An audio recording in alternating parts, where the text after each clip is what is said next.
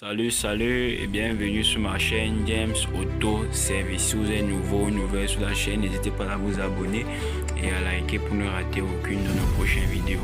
Bon, déjà là aujourd'hui, je vais vous édifier sur le fonctionnement d'un GPS avec relais combiné. Dans ma précédente vidéo, j'ai déjà eu à expliquer celui du GPS avec relais intégré. En quelque sorte, comment cela fonctionnait concrètement.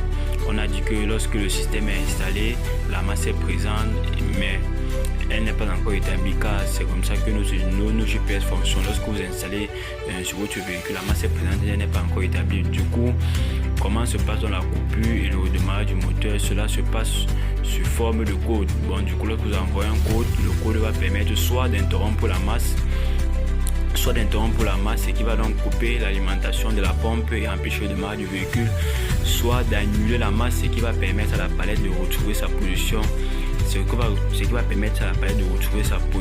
initiale, et ensuite de permettre l'alimentation de la pompe, du coup de permettre le démarrage du véhicule. Aujourd'hui donc, nous allons donc continuer avec le GPS avec relais combiné.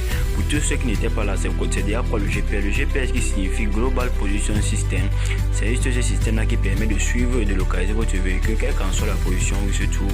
C'est donc un dispositif essentiel pour la sécurité et le contrôle à distance de votre véhicule, car il permet non seulement de suivre votre voiture en temps réel, mais aussi de commander certaines actions électriques à distance, comme la coupure du moteur en cas de vol grâce à votre carte SIM, de couper votre moteur à distance, de délimiter la zone de circulation, alerter sur un excès de vitesse et alerter sur un niveau de carburant trop bas.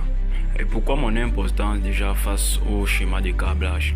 Parce que nombreux sont ces vidéos là où on vous montre déjà à la fin, comment l'installation a été faite sur le véhicule, sans pour autant vous montrer un schéma, une feuille de route en quelque sorte, qui va vous permettre de savoir comment chaque fil a été dispensé dans le véhicule. Maintenant, dans notre schéma, comme vous pouvez le voir sur les yeux, voici la clé du véhicule, voilà le liman qui contient 4 positions, lock, accessoires, on ou plus après contact et start.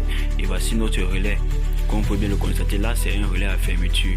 Et dans ce cas, il y a juste mis les deux moyens par lesquels on peut passer pour piloter notre GPS, soit par SMS, soit par application sur notre sac. Et là, ici vous pouvez voir comment notre GPS est à part, car ce n'était pas le cas dans notre GPS avec relais intégré, car le GPS était directement intégré dans le relais. Mais dans celui-ci, vous pouvez voir comment le GPS est à part. Et je tiens à préciser que c'est à l'intérieur de ce GPS que nous allons mettre notre micro SIM, car celui avec relais intégré contient une nano SIM. Oui, c'est ici là qu'on doit mettre notre micro SIM. Et vous en conviendrez avec moi que voici le fil jaune qui quitte du relais à